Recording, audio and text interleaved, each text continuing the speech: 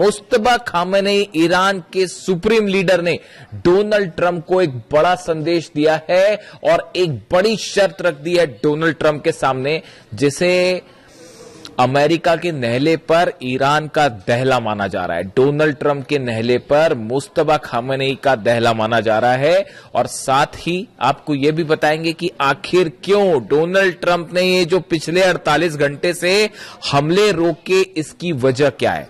देखिए, एक बहुत बड़ा दावा जो कि ईरान की तरफ से किया गया है, कल ही ये दावा सामने आ गया था, लेकिन इसका थोड़ा सा एनालिसिस करना जरूरी है। ईरान की तरफ से दो बेहद अहम दावे किए गए। पहला दावा यह है, ईरान के Islamic revolutionary guard core IRGC ने दावा किया है कि ऑपरेशन विक्ट्री 2 के तहत मध्य पूर्व में अमेरिकी सैन्य ठिकानों पर किए गए हमलों में 200 से ज्यादा अमेरिकी सोल्जर्स मारे गए हैं और कई घायल हुए हैं। ये बहुत बड़ा दावा है जो ईरान ने किया। देखिए, जॉर्डन पर जो हमले हुए, कुवैत पर हमले हुए, बहरीन पर हमले हुए, इराक पर हमले हुए, यहां पर सीधा सीधा अमेरिका के बेसिस को निशाना बनाया गया और बेहद सटीक हमले किए गए। फतह 2 से हमले किए गए, फतह 110, जुल्फिकार मिसाइल से हमले किए गए, सेजिल मिसाइल से हमले किए गए और ये तीनों मिसाइल्स का कोई जवाब ना तो पेट्रियट के पास था, ना थाट के पास था। अमेरिका के डिफेंस सिस्टम की धज्जियां उड़ गई, चीथड़े उड़ गए। हमने आपको यही दावा किया था। देखिए, हम कैजुअलिटी के बारे में कोई दावा नहीं कर रहे, लेकिन हमने एक और दावा किया था। मैंने खुद ने आपको यह दावा कर बताया था कि जो खबरें हैं, जिस नेचर की स्ट्राइक करी है, जिन मिसाइल्स की स्ट्राइक की है, जिस प्रिसीजन के साथ स्ट्राइक की है, उससे लगता है कि अमेरिका के कई जेट्स तबाह हुए हैं, खासतौर पर जॉर्डन में। और अब ईरान की तरफ से भी यही दावा किया जा रहा है। ईरान कह रहा है कि साहब, जो हमले किए उसमें 11 तो फाइटर जेट अमेरिका के तबाह हो गए। जॉर्डन में जो फाइटर जेट के बेस पर हमला हुआ था, वो मिसाइल ठीक उस हैंगर के ऊपर गिरी थी जहां पर फाइटर जेट्स खड़े थे अमेरिका के, वो तबाह हुए हैं। कुवैत में बड़ी जो है वो तबाही हुई है। कुवैत में भी जो फाइटर जेट के हैंगर थे वो तबाह किए गए। अब ईरान दावा कर रहा है कि हमने 11 अमेरिका के फाइटर जेट्स तबाह कर दिए हैं, जिसमें F-15 फाइटर जेट शामिल है, एक P-8 है, इसके अलावा C-17 ट्रांसपोर्ट विमान है, वो शामिल है और 8 से ज्यादा जो है रिफ्यूलिंग टैंकर शामिल है। मतलब ये आंकड़ों को अगर आप जोड़ लें तो ये अच्छे खासे नंबर हो जाएंगे। देखिए, ये पिछली बार भी हुआ था इस तरह से कि हमने कहा था आपको कि 30 से ज्यादा प्लेन्स तबाह हुए। अमेरिका के नंबर्स जो है वो 42 निकल के आए और अब देखिए ईरान के ये दावे हैं, इनको लेकर सैटेलाइट इमेजेस भी सामने आनी शुरू हो गई हैं। इतनी आसानी से डोनाल्ड ट्रंप पीछे नहीं हटते। ये जो हमले हुए उसके पीछे की एक पूरी कहानी है कि आखिर क्यों डोनाल्ड ट्रंप ने ये हमले रोके, हम उसका भी जिक्र करेंगे। देखिए, एक बड़ा संदेश आया है मुस्तफा खामेनेई का, जो कि डोनाल्ड ट्रंप के नाम सीधा सीधा संदेश ये माना जा रहा है और उसमें ईरान ने ये कहा है कि अगर किसी भी तरह की बातचीत करनी है अमेरिका को या किसी भी तरह से सीज फायर की बात करनी है, तो अब उसकी पहली शर्त यह है कि लेबनान में पूरी तरह से शांति होनी चाहिए, इजराइल के हमले रुकने चाहिए, इजराइल की सेना बाहर जाए। ये जो सीज फायर करते हैं और उसके आड़ में नेतन्याहू जो हमले कर रहे हैं लेबनान में, ये जब तक नहीं रुकेंगे तब तक कोई बात नहीं। ये सीधा सीधा संदेश मुस्तफा खामेनेई ने डोनाल्ड ट्रंप को दे दिया है कि आपसे बातचीत तब होगी जब आप लेबनान में पूरी तरह से मसला खत्म, या अमेरिका ये जो इजराइल की फोर्सेस है इसको बाहर भगाइए यहां से पहले और नेतन्याहू के हमले रुकवाइए और ये जो सीज फायर के नाम पर धोखा देते हैं इस तमाशे को बंद करवाइए, वरना कोई बात नहीं। देखिए, अब जंग में ईरान ने लीड बना ली है। ये जो जहाज ठोके हैं, पेट्रियट सिस्टम के ऊपर मिसाइल गिरी है। ये तमाशा रूस भी देख रहा है, चीन भी देख रहे हैं और हंसी उड़ाई जा रही है डिप्लोमेटिक सर्कल में कि ये अपने बड़ा दम भरते थे पेट्रियट और थार्ड का, ऊपर मिसाइल मारी गई है। साहब, सीधी सीधी मिसाइल्स गिरी है, पेट्रियट और थार्ड सिस्टम तबाह हो गए और इतना बड़ा नुकसान हुआ। इस जंग का सबसे बड़ा नुकसान हुआ, यही वजह है डोनाल्ड ट्रंप पीछे हटा है, वरना पीछे नहीं हटता। बैठक होती है व्हाइट हाउस में, मैं आपको एक वीडियो में पहले भी बता चुका हूं। व्हाइट हाउस में बैठक हुई, पीट हेग्सेट शामिल थे उसमें, डैन केन्स शामिल थे, अमेरिका के तमाम अधिकारी शामिल थे। उसमें बताया गया कि जो नुकसान हुआ है और कैसे पेट्रियट और थार्ड सिस्टम मिसाइल्स खत्म हो रही है, सिर्फ 900 मिसाइल्स बची है अमेरिका के पास। एक महीना में सिर्फ 20 मिसाइल बन पाती हैं, और जिस तेजी के साथ ईरान हमले कर रहा है तो उसमें तो एक महीने के अंदर पूरा डिफेंस सिस्टम ही खत्म हो जाएगा। इसलिए रुके ये हमला करने से। और दूसरी चेतावनी आ गई है ईरान की तरफ से कि नेटो के जितने बेसेस है सबको ठोका जाएगा, चाहे वो तुर्की में हो, चाहे इटली में हो, चाहे जर्मनी में हो। मैं आपसे उस पर चर्चा कर चुका हूं, इसलिए इस पर बात नहीं करूंगा। तो ये 6 बेसेस ऐसे हैं नेटो के जहां पर न्यूक्लियर वेपन्स होने की बात कही जा रही है। वो सब के सब खुर्रमशहर 4 के निशाने पे, और जेलेंस्की को भी जवाब मिलेगा। अभी जो कैस्पियन सी में जहाज जलाया है ईरान का, उसका जवाब जो है वो खुर्रमशहर 4 रेडी है, और वो 5 वाला वर्जन भी जो है वो शायद पहली बार अब यूक्रेन पर ही टेस्ट किया जाए, और वो 100% यूक्रेन को जवाब मिलेगा। आप लिखवा लीजिए, चाहे तो कैस्पियन सागर में जवाब मिलेगा, और या फिर जो है सीधा मेनलैंड पे हमले का जवाब मिलेगा। तो बैठक हुई, बैठक में यह तय किया गया कि भाई अभी जो असेसमेंट हुआ कि कितना नुकसान हो रहा है, उसमें यह बात निकल के सामने आ गई कि अगर आप लॉन्ग रेंज वॉर करते हैं, लंबी जंग की तैयारी करते हैं, पहली बात तो देखिए ईरान में वो रैपिड वेनेजुएला समझने की गलती कर रहे थे, तमाम समझाने के बाद भी कि उसको वेनेजुएला मान के चल रहे थे। ईरान ने समझा दिया क्या है हकीकत। अब वो है वॉर स्ट्रेटेजी पूरी तरह से गड़बड़ा गई है। अमेरिका के जो सीनेटर्स हैं अपोजिशन के और जो कांग्रेसमैन है, उनके बयान सुनिए। डोनाल्ड ट्रंप की ऐसी तीखी आलोचना उनके प्रेसिडेंट बनने के बाद से नहीं हुई, और यह कहा जा रहा है कि मिड टर्म पोल हारना तय है डोनाल्ड ट्रंप का।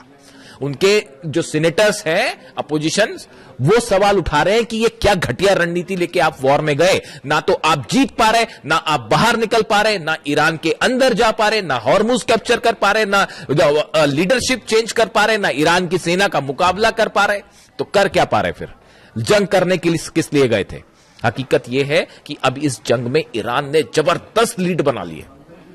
ये उसी दिन तय हो गया था जिस दिन अली खामेनी साहब पे हमला किया गया था। मेरे पे लोग सवाल उठाते थे जिस दिन अली खामेनी साहब का असैसिनेशन हुआ, उसी दिन जो मेरा पहला वीडियो था 28 तारीख को असैसिनेशन के बाद का, उस वीडियो में मैंने कहा था कि आप देखिएगा ईरान ये जंग कभी नहीं हारेगा। और आज 5 महीने बाद आप कहां खड़े हैं? हॉर्मुज के गेट पर जो है वो पहरेदारी करते खड़ी हुई है अमेरिका की सेना। सच है या नहीं बताइए? क्यों नहीं एंटर कर लेते हॉर्मुज में? अंदर एंटर करिए। अबू मेहदी ऐसी मार मारेगी ना कि पर एक भी जहाज नहीं बचेगा। वो जहाज पीछे खींचने पड़ गए। ये जो दूसरे दौर की हवाई फायरिंग करी, इसमें जो फाइटर जेट से हमले किए गए, वो हमले के पहले वो जो जहाज खड़े थे वो पहले आगे खड़े थे, उन सबको पीछे खींचना पड़ गया। वो 1000 किलोमीटर की रेंज के पीछे करना पड़ गया, वरना अबू मेहदी ऐसा मार मारते कि जहाज नहीं बचते। और हॉर्मुज में हुए, आप देखिए एक टैंकर फिर तबाह हो गया, कल पार करने की कोशिश कर रहा था उस रास्ते से जो कि ईरान ने मना कर रखा है। नीचे माइन लगी हुई है, फट गई माइन, जहाज हो गया तबाह, बाबल मंदेब अलग बंद हो गया है। तो ये कई बार क्या होता है, देखिए जरूरत से ज्यादा घमंड करना, अपने आप को चैंपियन समझना है ना, कि बस हम ही सब कुछ, आज इसको तबाह कर देंगे, कल उसको तबाह कर देंगे, तो एक ना एक दिन शेर को सवा शेर जरूर मिलता है। और यहां तो बहुत भारी शेर मिल गया है, मतलब भागने का रास्ता। अब वहां पे प्लानिंग चल रही है, वॉशिंगटन डीसी में, व्हाइट हाउस में प्लानिंग चल रही है कि भाई ईरान की जंग से इज्जत बचाते हुए कैसे बाहर निकला जाए। अरे काय की इज्जत बचाओगे साहब? वो चाइना ने आपका एक एक चीज आपकी समझ ली है कि कैसे आपका तोड़ है। F-35 फाइटर जेट का तोड़ क्या है, F-18 का तोड़ क्या है, टॉम हॉक मिसाइल गिर गई और तो और छोड़ दिया। इससे बड़ी बात और क्या होगी? वो ईरान जो मलबा दिखा रहा है टॉम हॉक मिसाइल का, टॉम हॉक मिसाइल को मार के गिरा देने का मतलब आप समझते हो? वो सिर्फ मामला ईरान अमेरिका तक नहीं है।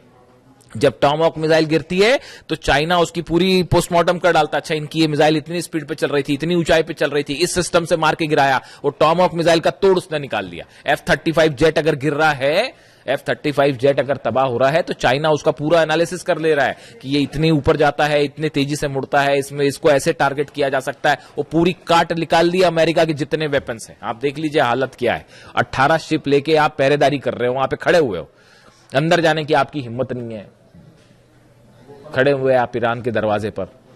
तो अब हालात ये है कि मुस्तफा खामेनी ने एक नया जो है वो संदेश दे दिया है डोनाल्ड ट्रंप को। उन्होंने कह दिया है पहले लेबनान में पूरी तरह से शांति करो, उसके बाद बात आगे बढ़ेगी, वरना हम बात ही नहीं करेंगे। और यूरेनियम तो भूल जाइए, वो सपना है, वो भूल जाओ, यूरेनियम नहीं मिलने वाला। पिकेक्स माउंटेन पर हमला करोगे, नेटो के बेसेस उड़ेंगे, यूक्रेन पर हमला होगा, और सऊदी में, यूएई में, कतर में, दोहा में, बहरीन में, कुवैत में एक भी ऑयल रिफाइनरी सलामत नहीं बचेगी, एक भी इंफ्रास्ट्रक्चर नहीं बचेगा। वो जो लंबे लंबे ब्रिज है बहरीन और सऊदी के बीच में, सब मिसाइल्स के निशाने पर है। और ये जो बोलते रहते हैं ना बीच में डोनाल्ड ट्रंप की बस अब इतने % मिसाइल बनी, दुनिया में कोई नहीं जानता ईरान के पास कितनी मिसाइल सिटीज है। तो जागरोस की पहाड़ियों के नीचे अली खामेनी साहब जानते थे पहले से कि आज नहीं तो कल जो है वो हमला करेगा अमेरिका, उसी की तैयारी कर रखी थी, 4-5 साल की जंग की तैयारी कर रखी है।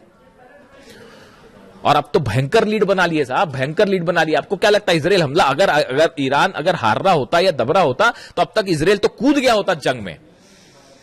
उसको पता है कि अगर जंग में आप कूदोगे उसके बाद तेल अवीव पे और हाइफा में ऐसे हमले होंगे इस बार कि मतलब रुकेगा भी नहीं वो मामला। तो अभी वो प्लान चल रहा है एक और, फिर जा रहे नेतन्याहू जी जा रहे हैं मिलने के लिए डोनाल्ड ट्रंप से, और वहां जाके देखते हैं मुलाकात में क्या होता है। वहां पे एक नया फिर प्लान, नया षड्यंत्र शायद जारी हो कि अब ऐसे हमले करेंगे वैसे हमले करेंगे। अभी लेकिन एक नई थ्योरी चल रही है, इस पे अलग से बात करेंगे। वो यूक्रेन ये जो बैठक हुई जिसकी मैं जिक्र कर, अच्छा पहले मुस्तफा खामेनी साहब की बात कर लें। इन्होंने जो ये संदेश दिया लेबनान वाला, इसको गेम चेंजर माना जा रहा है। वो जो है उन्होंने कहा हम अपने न्यूक्लियर प्रोग्राम पे कोई बात नहीं कर रहे, हम स्ट्रेट ऑफ हॉर्मुज पे बात ही नहीं कर रहे, वो तो बंद है, वो कोई नहीं खुलवा सकता। ईरान की परमिशन के बिना खड़ा हुआ अमेरिका, 5 महीने से खड़ा हुआ, स्ट्रेट ऑफ हॉर्मुज बंद है। वो जब ईरान का मन करता है खोलता है, जब मन करता है बंद कर देता। क्या कर पाए आपके एयरक्राफ्ट कैरियर दुनिया के? अब्राहम लिंकन क्या कर पाए और जेरल्ड आर फोर्ड क्या कर पाए? और वो लॉन्ड्री में आग लग गई तो भग लिए वो अलग, तो बेइज्जती हो रही है वो अलग हो रही है, सैनिक मर रहे हैं, थार्ड सिस्टम तबाह हो जा रहा है, जहाज में आग लग जा रही है, हरा पानी रहे, हरा तो छोड़िए खुद ही पिटे जा रहे हैं। क्या कि सुप्रीम पावर दुनिया की, सबको समझ में आ गया कोई सुप्रीम पावर नहीं है भैया। और मिसाइल के मामले में Iran is the new supreme power of the world, super power of the world, इसमें कोई शक नहीं है। वो कई लोग फिर अभी भी इस तरह के मैं सवाल देखता हूं कि रूस मदद कर रहा है और चाइना मिसाइल में मदद कर रहा है। ईरान को मिसाइल के मामले में किसी की मदद की जरूरत है? अभी भी आपको लगता है कि किसी और की मदद की जरूरत है? हाँ मान लिया सैटेलाइट की मदद मान सकते हैं हम, सैटेलाइट मदद कर रहा है रूस, चीन सैटेलाइट से मदद कर रहा है, क्योंकि सैटेलाइट प्रोग्राम है नहीं तो बैन कर रखा था आपने, वरना वो ईरान बताया ईरान को आप ये बैन्स वैन हटा लीजिए। उसके बाद देखिए ईरान कैसे तेजी से तरक्की करता है। वो ह्यूमन ब्रेन बना लिया उसने, एक वो जो खबर बताई थी मैंने आपको, ह्यूमन ब्रेन की सेल्स बना के एक आर्टिफिशियल ब्रेन बनाने, मतलब वहां पे जो है आप देखिए ईरान में जो साइंटिस्ट हैं कितनी तेजी के साथ काम कर रहे हैं। ये तब है जब वो 30 साल से बैन लगा हुआ है, तो हाहाकार मच जाता है दुनिया में। जरा से जो है बैन्स लगते हैं, कहीं कोई टैरिफ लग जाता है तो हाहाकार मच जाता है। और 30 साल से वो अली खामेनी साहब का ईरान जो है वो 30 साल से बैन भी झेल रहा है, उसके बाद भी देखिए आज घुटने पे हैं सबके सब। तो अब इन्होंने मुस्तफा खामेनी साहब ने बड़ी प्लानिंग के साथ मामला पूरा लेबनान पे शिफ्ट कर दिया है, और इसका मतलब यह है कि न्यूक्लियर प्रोग्राम पर कोई बात नहीं, बाद में देखा जाएगा, और हॉर्मुज पर कोई बात नहीं, बाद में देखा जाएगा, खोलना है नहीं खोलना है, बंद करना है क्या करना है। पहले लेबनान में आप ये जो तमाशा चल रहा है लेबनान में हमले करने वाला, इसको बंद करिए पहले, उसके बाद ही आगे बढ़ेगी बात। अब डोनाल्ड ट्रंप ने डिसाइड करना है क्या करना है, यानी फोकस। अब देखिए कहने का मतलब यह है, ये खबर अहम इसलिए है, ईरान ने मन बना लिया है कि अब इनसे जो भी बात होगी नहीं होगी, करना है नहीं करना है, ईरान अपने टर्म पे डिक्टेट करेगा, अपने टर्म पे डिक्टेट करेगा। कोई बात अमेरिका की नहीं मानी जाएगी, ना उनके वो जो बीच वाले हैं बात करने वाले, ना उनकी बात मानी जाएगी। वही होगा जो ईरान तय करेगा, जो अहमद वाहिदी तय करेंगे, और अहमद वाहिदी वही तय करेंगे जो खामेनी साहब बता के गए और जो कासिम सुलेमानी साहब बता के गए। वो कासिम सुलेमानी साहब की जो स्ट्रैटेजी है ना, उसी से जॉर्डन ठोका जा रहा है, और उसी से कुवैत ठोका जा रहा है, उसी से थार्ड और पेट्रियट ठोके जा रहे हैं। इसीलिए नहीं डरते थे डोनाल्ड ट्रंप कासिम सुलेमानी से कि अगर कासिम सुलेमानी होते तो पता नहीं क्या हो गया होता। खुद डोनाल्ड ट्रंप ये कहते हैं पता नहीं कितनी तबाही मचाते हैं, और सही कहते हैं।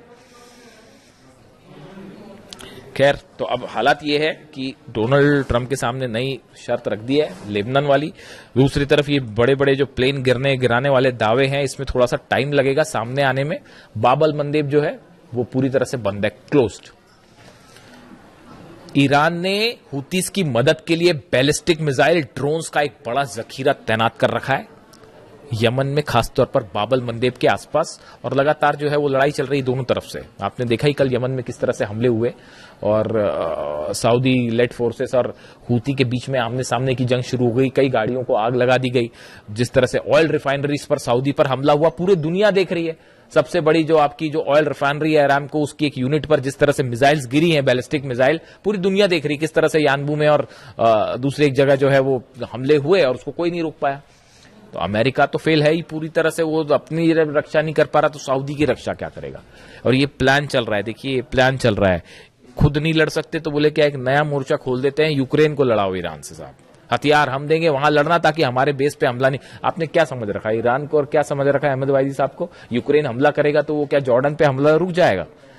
अहमद वाहिदी साहब ने, जो मेरे पास जो जानकारी है, ईरान की सेना ने, IRGC ने अपना टारगेट तय कर रखा है, पूरे अरब से अमेरिका को बाहर निकालो, ट्रंप की सेना को बाहर निकालो, उसके बाद देखा जाएगा। इस टारगेट के साथ काम कर रहे हैं। और डोनाल्ड ट्रंप की कोशिश जो यूक्रेन वाला है उस पर अलग से बात करेंगे। वो यूक्रेन को भिड़ाने की कोशिश है ईरान से, सऊदी को भिड़ाने की कोशिश वहां पे जो है हूती को वहां मैनेज करने के लिए सऊदी को भिड़ा लो, यानी खुद पीछे रहो, हथियार देके दूसरे को लड़ा जाए, ये प्लान चल रहा है। लेकिन अभी हालात ये है, ईरान ने बड़ी लीड बना ली है।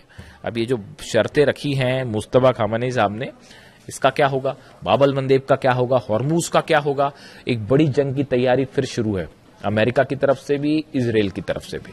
इजराइल की एंट्री भी जल्दी हो सकती है, अगले 1 से 2 दिन में 30 तय हो जाएगी कि मामला जंग की तरफ, बड़ी जंग की तरफ। ईरान जान रहा है कि हमला होगा, आज नहीं तो कल फिर से हमला होगा, और किस रूप में होगा ये देखने वाली बात है। जो भी अपडेट होगा आप तक पहुंचाऊंगा। Thank you so much.